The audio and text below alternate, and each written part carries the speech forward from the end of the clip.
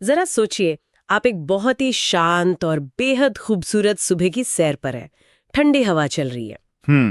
कितनी शांति है। बिल्कुल। और इसी शांति के बीच आज हम अपने इस गहन मंथन में एक बहुत ही गहराई में उतरने वाले हैं। जी। 1 अप्रैल 1978 के उस बेहद शक्तिशाली अव्यक्त मुरली के रहस्यों में, जहां हम समझेंगे कि हमारी असली जो पर्सनालिटी है ना, वो किसी पद या कुर्सी से नहीं बल्कि प्योरिटी से बनती है। प्योरिटी से, बिल्कुल सही कहा आपने। आज की इस तेज तर्रार दुनिया में जहां हर कोई बस भाग रहा है, खुद को साबित करने में लगा है। हाँ, हर किसी को बस आगे निकलना है। वही तो ऐसे में बिना कोई शोर मचाए, बिना अपनी महिमा किए, हम कैसे एक मूक प्राप्ति का चुंबक बन सकते हैं, ये समझना बहुत जरूरी है ना? और इसका मुख्य उद्देश्य ही यही है कि हम उस मैंपन के घोड़े को, उस भारी भरकम अहंकार को कैसे स्वाहा करें, ताकि हम एक अगरबत्ती की मीठी खुशबू की तरह चारों ओर अपना प्रभाव डाल सकें। ये अगरबत्ती वाली बात बहुत गहरी है, क्योंकि आजकल तो सब लाउडस्पीकर बने हुए हैं। हाँ, बिल्कुल। लाउडस्पीकर, ये बहुत अच्छा शब्द इस्तेमाल किया आपने। तो देखिए, चर्चा की शुरुआत हम इस बात से करते हैं कि हमारी जो असली पहचान है वो क्या है। जी। बाबा ने मुरली में एक बहुत ही सुंदर रूपक दिया है, जरा ध्यान दें। दुनिया में जब कोई साधारण व्यक्ति भी किसी देश का, मान लीजिए, प्राइम मिनिस्टर या प्रेसिडेंट बन जाता है, तो वो एक वीआईपी बन जाता है ना? हाँ, सबसे बड़ा वीआईपी। बिल्कुल। लेकिन मजे की बात ये है कि सिर्फ उस व्यक्ति का ही नहीं, बल्कि उसके पूरे परिवार का, उसके परिवार के हर एक सदस्य का स्वतः ही सम्मान होने लगता है, बिना मांगे। बिल्कुल, लोग अपने आप उन्हें आदर देते हैं, उनकी बात सुनते हैं। तो बाबा हमें यही याद दिला रहे हैं कि हम उस सर्वशक्तिमान, इस पूरे ब्रह्मांड के नंबर 1 वीआईपी शिव बाबा और ब्रह्मा बाबा के कितने करीब हैं। बहुत करीब। तही सम्मान नहीं करेगा। ये वीआईपी परिवार वाला जो पॉइंट है, ये सुनने में बहुत ही आकर्षक लगता है और दिल को सुकून भी देता है। जी। लेकिन अगर मैं इसे थोड़ा बहुत ही प्रैक्टिकल नजरिए से देखूं, और मैं थोड़ा सा स्पष्ट होना चाहूंगा। हाँ, बिल्कुल, बताइए। हम सभी दिन रात ईश्वरीय सेवा करते हैं, दफ्तर में, घर में, समाज में, हर जगह दूसरों का भला करने की कोशिश करते तो हैं। लेकिन फिर भी जमीनी हकीकत यह है कि कई बार हमें वो सम्मान या हमारी उस मेहनत का मीठा फल बिल्कुल नहीं मिलता। उल्टे हमें कई बार आलोचना सहनी पड़ जाती है। तो अगर हम इतने बड़े वीआईपी के बच्चे हैं, तो ये जो थ्योरी है, ये प्रैक्टिकल जीवन में फेल क्यों जाती है? बहुत ही सटीक और वाजिब सवाल है आपका। और सच कहूं तो इसका जवाब हमारे ही काम करने के तरीके में छिपा है। अच्छा, वो कैसे? बस बहुत ही शुद्ध, गाढ़ा और मीठा दूध है। जी, मीठा दूध। और ये दूध है बाबा के ज्ञान का, हमारी रूहानी सेवा का। लेकिन हम सेवा करते करते अनजाने में ही, अपने अवचेतन मन से उसमें एक चम्मच नमक मिला देते हैं। 1 चम्मच नमक? हाँ, और वो नमक है हमारे सूक्ष्म मैंपन का, ये विचार की ये ज्ञान मैंने दिया, ये सेवा मेरी मेहनत का नतीजा है, मेरा आइडिया सबसे अच्छा था। और विज्ञान का तो सीधा सा नियम है कि उबलते हुए मीठे दूध में अगर जरा सा भी एक चुटकी नमक भी गिर जाए, तो वो पूरा का पूरा दूध उसी सेकंड फट जाता है। बिल्कुल फट जाता है। और यहाँ हमें ये समझना है कि ये दूध फटना असल में क्या है। देखिए, जब हम सामने वाले को कुछ अच्छी बात बताते हैं, है ना? जी। लेकिन हमारे अंदर वो सूक्ष्म अहंकार चल रहा होता है कि मैं इसे सुधार रहा हूं या मैं बहुत ज्ञानी हूं, तो लोग हमारे शब्दों को नहीं बल्कि हमारी उस वाइब्रेशन को पकड़ लेते हैं। वो जो एनर्जी हम रेडिएट कर रहे हैं। बिल्कुल। मानव मस्तिष्क बहुत चालाक है। वो तुरंत भांप लेता है कि सामने वाला व्यक्ति असल में अपना अहंकार पुष्ट कर रहा है, और उसी क्षण सामने वाले की भावना रूपी दूध फट जाता है। वो हमारे ज्ञान को रिजेक्ट कर देता है। एकदम रिजेक्ट कर देता है। इसलिए हमारी भाषा चाहे कितनी भी मीठी हो, शब्द कितने भी रूहानी हो, अगर उनके पीछे वो मैं छिपाए ना, तो वो वर्षों की सेवा के परिणाम को शून्य कर देता है। यही कारण है कि वीआईपी के बच्चे होने के बावजूद हमें वो स्वतः मिलने वाला सम्मान प्राप्त नहीं होता। बिल्कुल सही। ये दूध और नमक का विश्लेषण तो वाकई आंखें खोलने वाला है, क्योंकि कई बार हमें खुद भी पता नहीं चलता कि हम कब सेवा करते करते अपनी महिमा करने लगे हैं। हाँ, ये मिलावट बहुत ही सूक्ष्म होती है। लेकिन अगर ये अहंकार इतनी गहराई तक हमारी रगों में बसा है, तो इस मिलावट को, इस मैंपन को पूरी तरह से खत्म कैसे किया जाए? इसके लिए बाबा ने अश्वमेध यज्ञ का जिक्र किया है। अश्वमेध यज्ञ, जहां घोड़ी की बलि दी जाती है। हाँ, लेकिन यहाँ हमें समझना है कि इस ईश्वरीय यज्ञ में अश्व क्या है। ये कोई जानवर नहीं है, ये अश्व है हमारा वो भारी भरकम अहंकार। ये भाव कि ये मेरा काम है, ये मेरी शान है, ये मेरी ड्यूटी है। जब तक ये मैं स्वाहा नहीं होता, तब तक विजय का नगाड़ा नहीं बज सकता। लेकिन देखिए, आज के इस 2026 के दौर में अगर मैं ऑफिस में अपना मैंपन छोड़ दूं, अपनी शान और अपना क्रेडिट छोड़ दूं, तो क्या ये मेरे ही करियर के लिए नुकसानदेह नहीं होगा? यही वो सबसे बड़ा डर है जो हमें रोकता है। हाँ, मतलब लोग तो मुझे कमजोर समझकर मुझे कुचलकर आगे बढ़ जाएंगे ना। अब आपके इस डर पर आते हैं। असल में मनोविज्ञान हमें बताता है कि एक व्यक्ति जो लगातार खुद को साबित करने की कोशिश करता है, वो भीतर से बहुत असुरक्षित होता है, इनसिक्योर होता है जी। और उसकी ये असुरक्षा दूसरों के मन में उसके प्रति एक रेजिस्टेंस, एक प्रतिरोध पैदा करती है। लेकिन जब आप इस मैं के घोड़े को ज्ञान की अग्नि में स्वाहा कर देते हैं, तो आप कमजोर नहीं होते, बल्कि आप अपनी सबसे सुरक्षित और शक्तिशाली अवस्था में आ जाते हैं। जब आप क्रेडिट की भूख छोड़ देते हैं, तो आप लोगों के लिए खतरा नहीं रह जाते। अरे वाह, मतलब तब लोग आप पर भरोसा करने लगते हैं। बिल्कुल, जब तक मैं जिंदा है तब तक संघर्ष है और विजय दूर है। ये जो आपने असुरक्षा और भरोसे का मनोविज्ञान समझाया है, ये पूरी तरह से सटीक बैठता है। और सच बताऊं तो मुझे ये स्वीकार करने में बहुत खुशी हो रही है। जी बताइए। इस अश्वमेध यज्ञ के सिद्धांत को मैंने कल ही अपने इस 2026 के आधुनिक और बहुत ही प्रतिस्पर्धी कॉर्पोरेट ऑफिस में बिल्कुल प्रैक्टिकली आजमाया। अरे वाह, ये तो बहुत ही दिलचस्प बात है। जरा तफसील से बताएं कि आपने इस मैंपन के घोड़े को इस कॉर्पोरेट माहौल में कैसे स्वाहा किया। सच कहूं तो पहले मेरा स्वभाव बिल्कुल वैसा ही था जैसा आपने अभी बताया, अंदर से असुरक्षित। मैं हमेशा मीटिंग्स में खुद को साबित करने की कोशिश करता था। मैं चाहता था कि बॉस की नजरों में मेरी एक खास इमेज बने। हर काम का क्रेडिट लेने की एक दौड़ सी रहती थी। हाँ, ये तो हर जगह होता है ऑफिस में। लेकिन कल हमारे एक बहुत बड़े प्रोजेक्ट की फाइनल प्रेजेंटेशन थी और मुरली का ये पॉइंट मेरे मन में गूंज रहा था। मैंने तय किया कि आज मैं इस मैंपन के घोड़े को पूरी तरह से इस मीटिंग रूम के बाहर ही छोड़ दूंगा। बहुत सुंदर। फिर क्या हुआ? मीटिंग के दौरान मैंने खुद को बिल्कुल पीछे रखा, अपनी कोई महिमा नहीं की, और जब प्रोजेक्ट की शानदार सफलता की बात आई तो मैंने उसका 100% क्रेडिट बहुत ही सच्चे दिल से अपनी टीम को दे दिया। मैंने स्पष्ट रूप से बॉस को बताया कि कैसे मेरे साथियों की मेहनत ने इसे सफल बनाया है, इसमें मेरा कुछ नहीं है। और आपकी इस निस्वार्थता को देख के मैनेजमेंट का क्या रिएक्शन था? यही तो सबसे बड़ा चमत्कार था। मैंने सोचा था कि शायद मेरा नाम कोई लेगा ही नहीं, लेकिन मेरी इस निस्वार्थता ने मैनेजमेंट को इतना अधिक प्रभावित किया कि उसी मीटिंग के अंत में बॉस ने पूरी टीम के सामने मुझे लीडरशिप अवार्ड देने की घोषणा कर दी। अरे वाह, ये तो कमाल हो गया। बिल्कुल। उन्होंने कहा कि एक सच्चा लीडर वही होता है जो खुद पीछे रहकर अपनी टीम को आगे रखता है और उन्हें सुरक्षित महसूस कराता है। बिल्कुल सही। उस एक पल में मुझे गहराई से समझ आ गया कि जब हम मैं को सच में छोड़ देते हैं तो हमें कुछ मांगना नहीं पड़ता, सम्मान खुद हमारे कदम चूमता है। कितना अद्भुत और जीवंत अनुभव है ये इस बात का प्रत्यक्ष प्रमाण है कि ज्ञान सिर्फ सुनने के लिए नहीं, बल्कि उसे जीवन में प्रैक्टिकली उतारने के लिए है। जी बिल्कुल।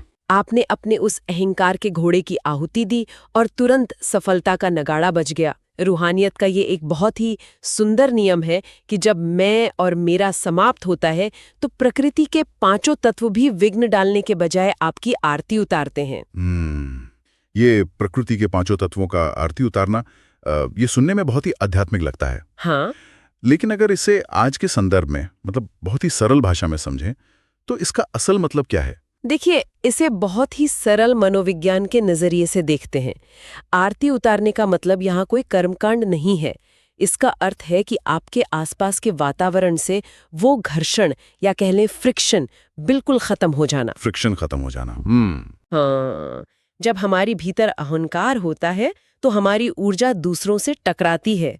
लोग हमारे आइडियाज का विरोध करते हैं, परिस्थितियां हमारे खिलाफ खड़ी हो जाती हैं। बिल्कुल, जैसे पूरी प्रकृति हमें रोक रही हो। बिल्कुल, लेकिन जैसे ही आप मैंपन छोड़ते हैं, वो घर्षण शून्य हो जाता है। लोगों का आपके प्रति जो प्रतिरोध था वो अपने आप खत्म हो जाता है। समझ रहा हूँ। जो टीम कल तक आपसे प्रतियोगिता कर रही थी, वो आज आपको अपना लीडर मान लेती है। इसे ही कहते हैं कि सारा वातावरण आपके सहयोग में खड़ा हो गया, आपकी आरती उतार रहा है। बिल्कुल, और कल मीटिंग में मुझे बिल्कुल यही महसूस हुआ कि जब मैंने उस मैंपन को छोड़ा तो मेरे भीतर एक अजीब सी शांति आ गई, एक ऐसी रूहानी चमक और ठहराव जो मैंने पहले कभी महसूस नहीं किया था। और मुझे लगता है कि यही वो चीज है जिसे बाबा हमारी असली पर्सनालिटी कहते हैं, है ना? कि प्योरिटी ही पर्सनालिटी है। आप बिल्कुल सही दिशा में जा रहे हैं। बाबा के महावाक्य इस पर बहुत ही स्पष्ट है। दुनिया जिसे पर्सनालिटी समझती है वो क्या है? वही महंगे कपड़े, पैसा। हाँ, महंगे कपड़े, फर्राटेदार अंग्रेजी, धन दौलत या किसी कंपनी का बड़ा अधिकारी होना। लेकिन विज्ञान भी ये मानता है कि ये सब बाहरी चीजें बहुत ही अल्पकाल की हैं। जी, आज हैं कल बदल जाएंगी। और इनसे कोई भी व्यक्ति लंबे समय तक प्रभावित नहीं रह सकता। लेकिन हम ईश्वरी बच्चों की जो असली और सदाकाल की पर्सनैलिटी है, वो है हमारी प्योरिटी, हमारी संपूर्ण पवित्रता, हमारी स्वार्थहीनता। बिल्कुल, जब हमारी सोच में, हमारे शब्दों में कोई स्वार्थ या मिलावट नहीं होती, तो वो एक ऐसी मूक शक्ति बन जाती है जिसके आगे बड़े बड़े वीआईपी और सन्यासी भी स्वतः ही अपना सिर झुकाते हैं। लेकिन यहाँ फिर से एक व्यवहारिक उलझन आती है। क्या उलझन? हम दुनिया के इस शोर शराबे में रहते हैं जहाँ हर कोई चीख चीख कर खुद को बेच रहा है। सोशल मीडिया पर तो हर कोई मतलब लाउड स्पीकर बना हुआ है। हाँ, ये तो है। लाउड स्पीकर की तरह सब अपनी आवाज तेज कर रहे हैं। तो ऐसे में अगर हम सिर्फ अपनी प्योरिटी को लेकर बिल्कुल शांत रहें, तो क्या लोग हमें अनदेखा नहीं कर देंगे? बाबा ने जो अगरबत्ती का नियम बताया है, क्या वो इस लाउड स्पीकर वाली दुनिया में काम करेगा? क्योंकि एक लाउड स्पीकर तो तुरंत ध्यान खींच लेता है, लेकिन अगरबत्ती तो बस चुपचाप जलती रहती है। उसे कौन नोटिस करेगा? ये तुलना बहुत ही शानदार है, लाउड स्पीकर और अगरबत्ती। आइए इसे थोड़ा गहराई से समझते हैं। ये सच है कि लाउड स्पीकर तुरंत ध्यान खींचता है, लेकिन वो लोगों के कान के पर्दे फाड़ लेता है। हाँ, सिर दर्द हो जाता है। बिल्कुल, वो लोगों के नर्वस सिस्टम को थका देता है। आप लाउड स्पीकर के सामने बहुत देर तक सुकून से नहीं बैठ सकते। जी, वहां से भागने का मन करता है। इसके विपरीत अगरबत्ती कभी शोर नहीं मचाती कि मुझे सूंघो, देखो मैं कितनी अच्छी खुशबू दे रही हूँ। लेकिन उसकी खुशबू हवा के कण कण में घुलकर लोगों के दिमाग तक पहुँचती है और उनके भीतर की अशांति को तुरंत शांत कर देती है। अरे वाह! जब किसी इंसान के भीतर संपूर्ण पवित्रता आ जाती है, तो वो एक चुंबक बन जाता है, एक बहुत ही शक्तिशाली प्राप्ति का चुंबक। और आज की दुनिया जो इस शोर शराबे से बुरी तरह थक चुकी है, वो ऐसे ही शांत चुंबक की तलाश में है। तो मतलब हमें चीखने की जरूरत नहीं है? बिल्कुल नहीं। प्यासी आत्माएं शांति की तलाश में उस खुशबू की तरफ खुद खिंची चली आएंगी। आपकी बात सुनकर मुझे अपना एक और अनुभव याद आ रहा है, जो बिल्कुल इसी अगरबत्ती और लाउड स्पीकर वाले मनोविज्ञान पर आधारित है। जरूर साझा करें। ये मेरे घर परिवार का अनुभव है। जब इंसान नया नया ज्ञान के मार्ग पर चलता है ना, तो उसमें एक अजीब सा उत्साह होता है। हाँ, वो उल्लास होता है शुरू में। तो मैं भी पहले घर में एक लाउड स्पीकर की तरह बर्ताव करता था। मैं अपने परिवार वालों को जबरदस्ती ज्ञान सुनाने की, उन्हें बदलने की कोशिश करता था। मुझे लगता था कि मैं सही रास्ते पर हूं, तो इन्हें भी तुरंत बदलना चाहिए, हर बात में उन्हें टोकना। और मुझे पूरा यकीन है कि इस लाउड स्पीकर अप्रोच का परिणाम बिल्कुल उल्टा ही हुआ होगा। बिल्कुल उल्टा। घर का माहौल हल्का होने के बजाय हमेशा तनावपूर्ण रहता था। हाँ। वो लोग मेरी बातों से चिढ़ने लगे थे। ऐसा ही होता है। लेकिन कल जब छुट्टी का दिन था, मैंने तय किया कि आज मैं ये अगरबत्ती का नियम अपनाऊंगा। मैंने सुबह ही खुद से वादा किया कि आज मैं मुंह से किसी को सुधारने का एक शब्द नहीं बोलूंगा। बहुत अच्छा। मैं बस एक शांत अगरबत्ती की तरह अपनी आंतरिक शांति में टिका रहूंगा। पूरे दिन घर में छोटी मोटी बहसें हुई, लेकिन मैंने कोई प्रतिक्रिया नहीं दी। मैं बस एक गहरे मौन और सम्मान के भाव में रहा। और फिर उस मूक शक्ति का, उस अगरबत्ती की खुशबू का क्या असर हुआ आपके परिवार पर? यकीन मानिए, कुछ ही घंटों में घर का वो जो भारीपन था वो पूरी तरह से बदल गया। वाह! शाम होते होते मेरे परिवार वाले, जो अक्सर मुझसे दूर भागते थे, वे खुद ब खुद शांत हुए और मेरे पास आकर बैठने लगे। मेरी बहन ने मुझसे खुद पूछा कि आज तुम इतने रिलैक्स्ड और शांत कैसे हो, तुम में ये ठहराव कैसे आया? क्या बात है। ये मेरे लिए एक बहुत बड़ा एक आहा मोमेंट था। मेरी वो बिना शब्दों की शांति, मेरा वो चुंबक उन्हें अपने आप मेरी तरफ खींच लाया था। मुझे कुछ साबित नहीं करना पड़ा। ये अनुभव सच में बहुत ही प्रेरणादायक है और ये साबित करता है कि जब हम प्राप्ति स्वरूप बन जाते हैं तो हमें सेवा करने के लिए या दूसरों को समझाने के लिए अपनी एनर्जी या मेहनत खर्च करने की कोई आवश्यकता नहीं पड़ती। जी बिल्कुल। हमारी वो शांत उपस्थिति ही हमारी सबसे बड़ी सेवा बन जाती है। हम बिना कुछ कहे लोगों के दिलों तक पहुंच जाते हैं। और अब आज की इस इतनी गहरी और समाधान से भरी चर्चा के बाद आइए हम सब जो भी इस मंथन को सुन रहे हैं इसी क्षण उस पवित्र आकर्षण का अपने भीतर गहराई से अनुभव करें। जी बिल्कुल। आइए हम सब अपनी आंखें बहुत ही धीरे से बंद कर लें, अपने शरीर को बिल्कुल ढीला छोड़ दें और अपने मन की इस सारी भाग दौड़ को, बाहर की दुनिया के इस थका देने वाले शोर को इसी पल यहीं रोक दें।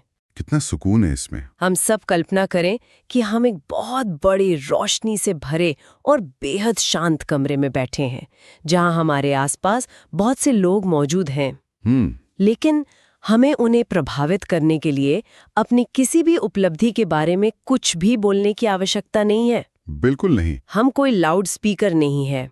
हम अपने भीतर के उस बहुत ही भारी मैंपन के घोड़े को, अपने उस पुराने अहंकार को यहीं इसी पल हमेशा के लिए नीचे रख रहे हैं। जी, ये मैंपन अब हमेशा के लिए दूर हो रहा है। महसूस करें कि इस मैं को छोड़ते ही हम पूरे तरह से मुक्त हो चुके हैं। हम एकदम हल्के हो गए हैं। और अब हम सीधे उस परम प्रकाश, उस सुप्रीम लाइट से जुड़ रहे हैं। एक मीठी सी शांति, एक मीठी अगरबत्ती की तरह चारों ओर फैल रही है।